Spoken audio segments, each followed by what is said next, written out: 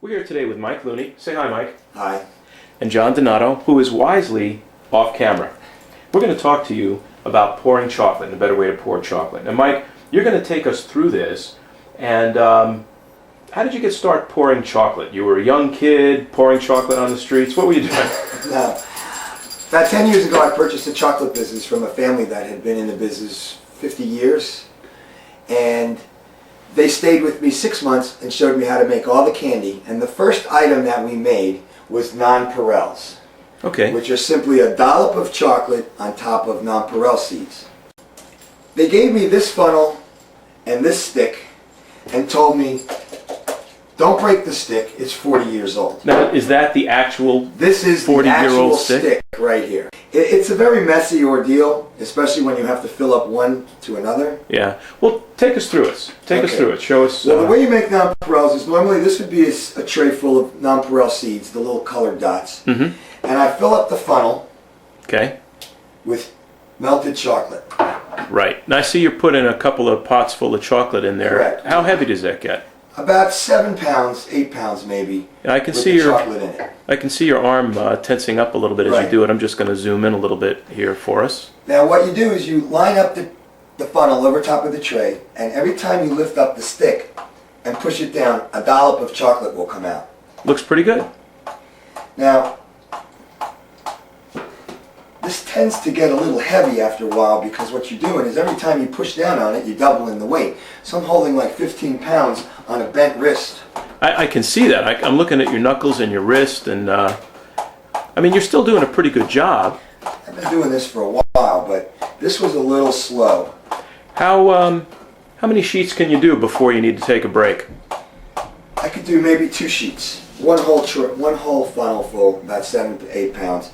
I can do, and then I need to stop, shake my wrist out. Right. Now, when you stop, what do you do with the funnel? Or let's say you have to eat, or if you have to answer the I have phone. to pour all the chocolate back into the bowl. Okay, and it's dripping on the table. Dripping, and then put it down someplace on the table. Right. And then when you want to start again, just You have to pick up the funnel and you have to fill it all back up again and start over from the beginning. okay. I did it about once and then I realized there has to be a better way of doing this. Uh-huh. I came with the idea that if I go to the candy shows, I'll be able to buy some modern day equipment and find something that works a lot better than the 40-year-old stick and funnel. Unfortunately, when I got to the show, all they had was a new stick and a new funnel. This didn't really work. Well, what I do had you to do? come up with something else. Just throw up your hands and quit, or what? No, I came up with an idea that would make this a lot easier. Well, I'd love to hear about it. Okay, let me move this tray over here, and I'll show you how this works. Seems like it's a little cumbersome having to hold that funnel all the time. It does, and there's not a lot you can do about it. I came up with what we call the carpal funnel. Carpal funnel. The carpal funnel, I love it. okay? And the way it works is this. It holds any size funnel, Uh-huh. any age funnel. So it doesn't matter how old it is or what size it is. You simply lock and load, and you're ready to go.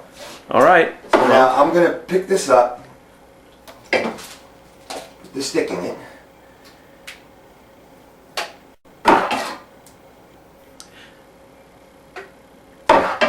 Okay, now I have about 7 pounds again inside the funnel. Okay. Now again, I'm going to line it up over top, but because of the lack of stress on my wrist, I can move faster and more accurately. You're a machine. Wow. It tends to get very automatic. Wow. Now, I mean, do you still have to grip it really tight? I don't even have to grip it at all. Oh, stop. Wow. That's incredible. It's effortless.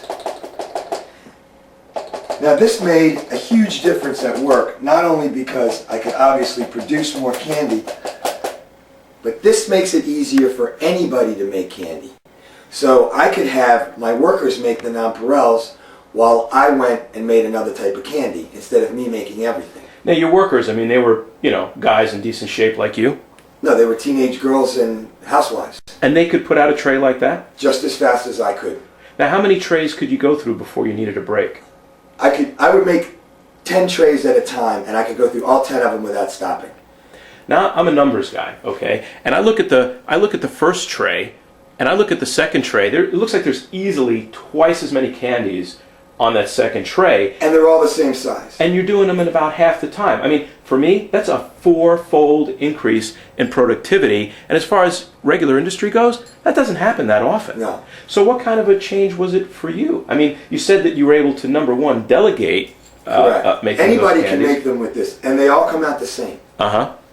And the other thing is it allows me to, even if I was to take a day off, somebody could make this candy. If I need to make something in a hurry for some other customer, I could put somebody else on these. Now, Mike, you get interrupted, you're ready to put out more trays, what do?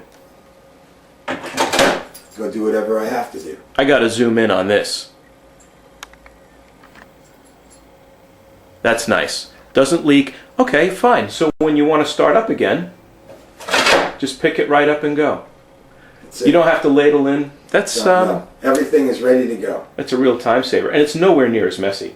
No, it's, as a matter of fact, other than this bottom of this tray, no chocolate gets anywhere. Yeah. You don't have to lay anything down.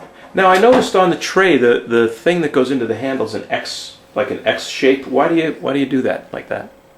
It keeps anything from getting clogged up into the handle. So you never have to worry about that. You really rarely have to wash this thing down, but you may have to rinse some chocolate out of it. It's pretty neat. Now, besides making these non-pourelles, what else did you use this for? Anything that pours candy or chocolate through a funnel, such as laying caramel on pecan turtles or cashew crabs, making thin mints, anything like that, this is the perfect device because you can go without stopping. And a lot of these items are temperature sensitive, where you basically you have to get it done within a couple of minutes, otherwise it starts to harden the candy. Where the old way, I would normally have to heat up the thin mints a couple of times, which changes everything. But with this, I can pour all the thin mints one whole table without stopping. That's tremendous. Now, what about something larger, like molds, flat molds, or it also other works really molds? well with that. Any type of open cavity mold, especially the flat ones, I would normally lay all of my trays out on a table. I would do one, I'd spoon it in. You normally had to ladle the chocolate in, or if you used the funnel, there was no place to lay the funnel while you were doing it. But with this, you simply load the funnel. Let me zoom in on this so we can see.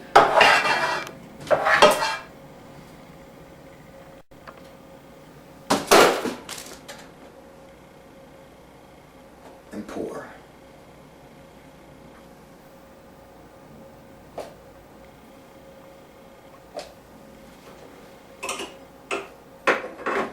And once again, it just goes back on the stand and you can do whatever you need to do. There you go. I like it. Tell me again the name of this? The Carpal Funnel. Carpal Funnel. And where can I find out more about this? You can look up our website at the bottom of this video, www.thecarpalfunnel.com. Okay, and with any luck, those letters will be appearing on the bottom of the video. Hey, listen, that's great. Thanks for watching. Thank you, John.